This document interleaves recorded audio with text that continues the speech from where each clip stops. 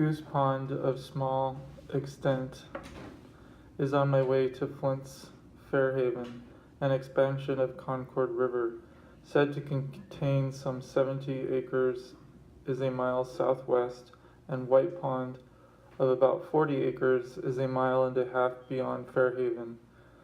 This is my lake country. These, with Concord River, are my water privileges, and night and day, year in, year out, they grind such grist as I carry to them. Since the woodcutters and the railroad and I myself have profaned Walden, perhaps the most attractive, if not most beautiful, of all our lakes, the gem of the woods, is White Pond, a poor name for its commonness, whether derived from the remarkable purity of its waters or the color of its sands. In these, as in other respects, however, it is a lesser twin of Walden. They are so much alike that you would say they must be connected underground. It has the same stony shore, and its waters are of the same hue. As at Walden, in sultry dog-day weather, looking down through the woods on some of its bays, which are not so deep, but that the reflection from the bottom tinges them. Its waters are of a misty bluish green or glaucous color.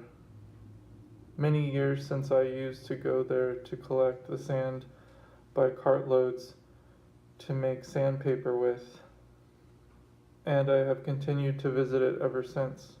One who frequents it proposes to call it Verid Lake. Perhaps it might be called Yellow Pine Lake, from the following circumstance.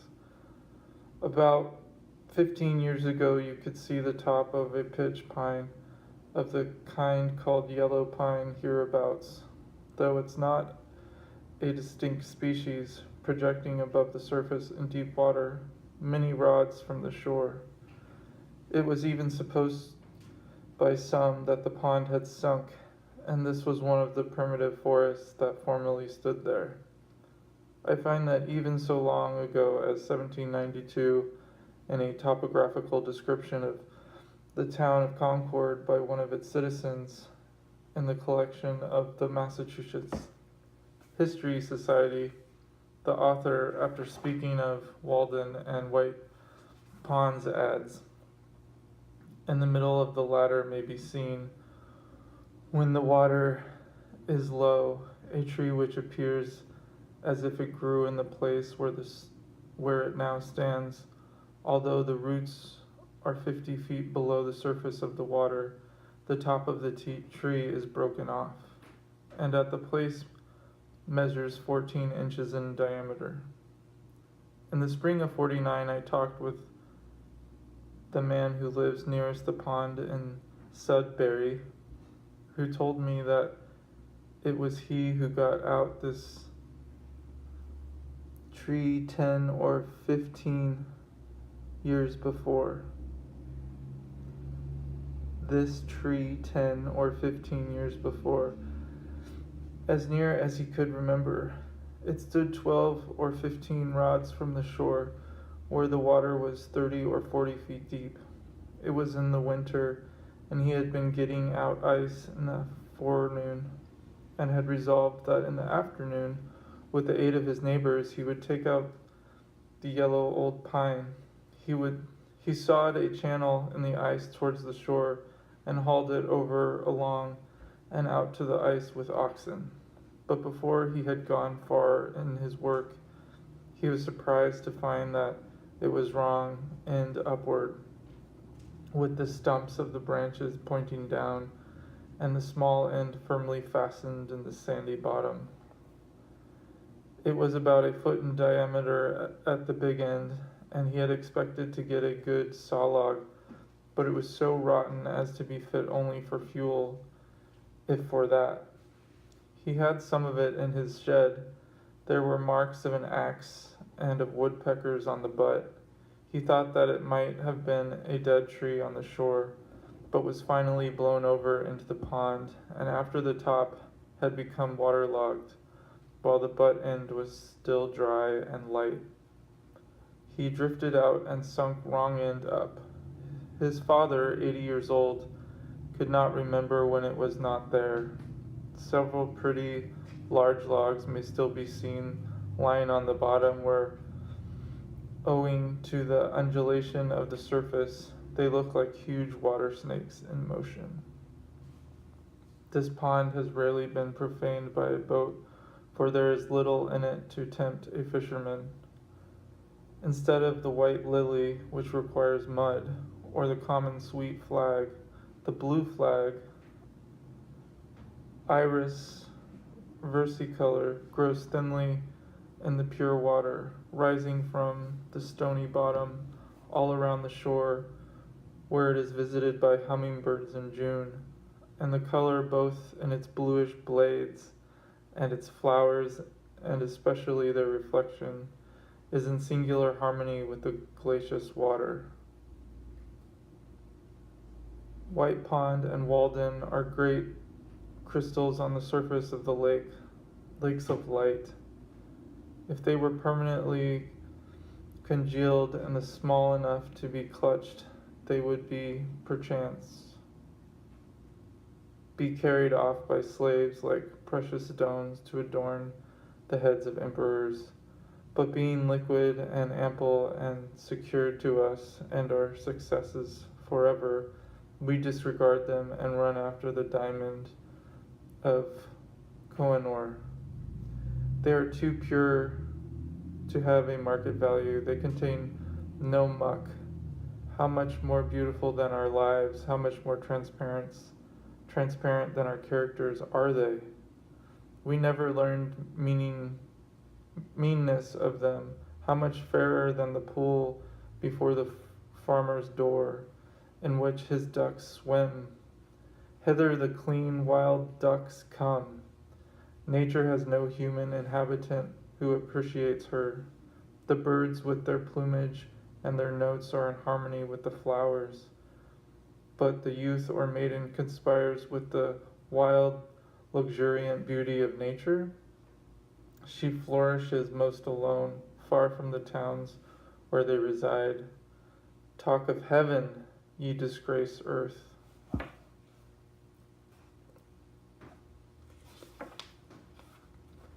Baker Farm. Sometimes I rambled to pine groves, standing like temples or like fleets at sea, full rigged with wavy bows, and rippling with light, so soft and green and shady that the Druids would have forsaken their oaks to worship in them. The Druids would have forsaken their oaks to worship in them, or to the cedar wood beyond Flint's Pond, where the trees covered with hoary blueberries, spiring higher, are fit to stand before Valhalla, and the creeping juniper covers the ground with wreaths of full fruit.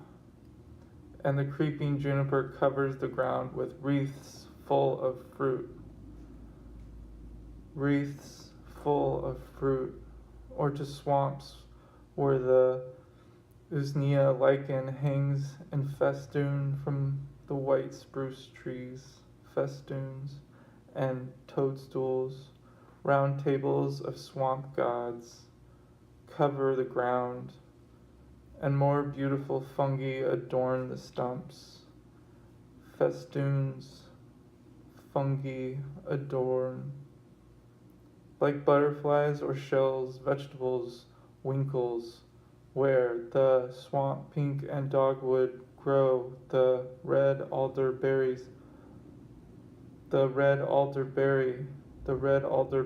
glows.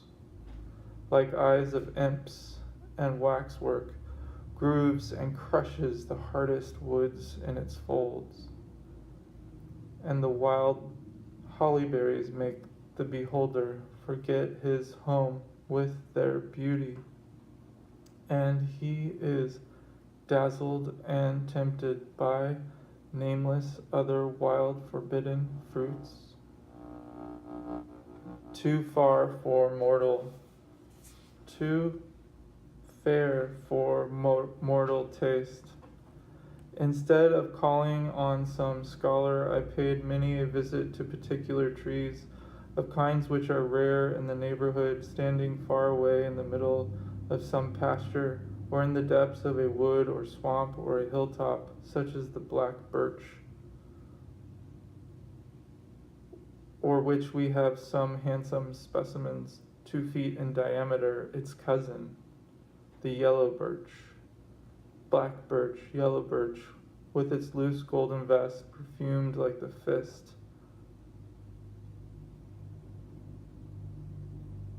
The beech, which has so neat a bowl and beautiful lichen painted, perfect in its details, of which, excepting scattered specimens, its cousin the yellow birch, with its loose golden vest, perfumed like the first, the beech, which has so neat a bowl and beautifully lichen painted, perfected in all its details, of which, excepting scattered specimens, I know but one small grove of sizable trees left in the township, supposed by some to have been planted by the pigeons, that were once baited with beech nuts nearby. It is worth the while to see the silver grain sparkle when you split this wood. It is worth the while to see the silver grain sparkle when you split this wood. It is worth the while to see the silver grain sparkle when you split this wood. The bass, the hornbeam, the celtis occidentalis, or false elm, of which we have but one well grown, some taller mast of a pine, a shingle tree, or a more perfect hemlock than usual, standing like a pagoda in the midst of the woods, and many others I could mention. They were the shrines I visited both summer and winter. Once it chanced that I stood in the very abutment of a rainbow's arc, which filled the lower stratum of the atmosphere, tinging the grass and leaves around and dazzling me as if I looked through colored crystal. Tinging the grass and leaves around and dazzling me as if I looked through a colored crystal. Rainbow's arch. It was a lake of rainbow light in which, for a short while, I lived like a dolphin. If it had lasted longer, it might have tinged my employments and life. If it had lasted longer, it might have tinged my employments and life. If it had lasted longer, it might have tinged my employments and life. As I walked on the railroad causeway, I used to wonder at the halo of light around my shadow, and would faintly As I used to wander at the halo of light around my shadow, and would fain fancy myself one of the elect. One who visited me declared that the shadows of some Irishmen before him had no halo about them, that it was only natives that were so distinguished.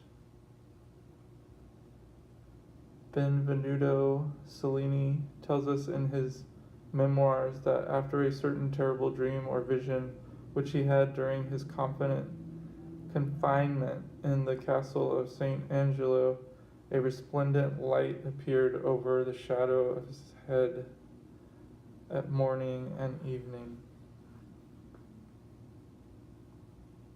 Whether he was in Italy or France, and it was particularly conspicuous when the grass was moist with dew, and it was conspicuous when the grass was moist with dew.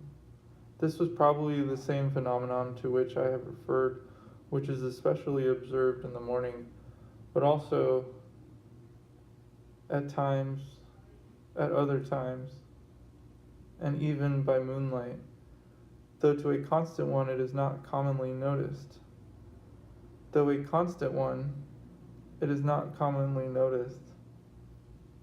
And in the case of an excitable imagination like Cellini's, it would be basis enough for superstition.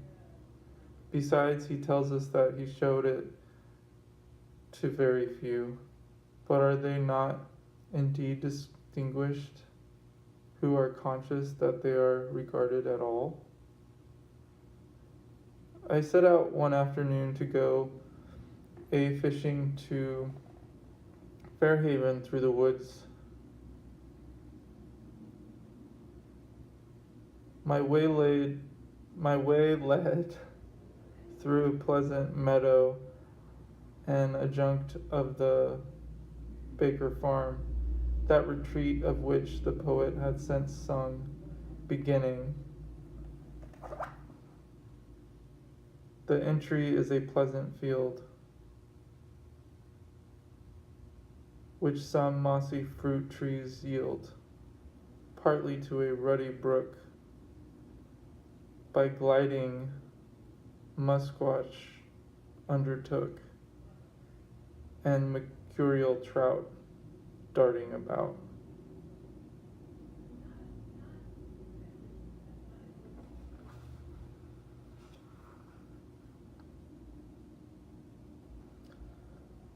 Like in painted perfect details.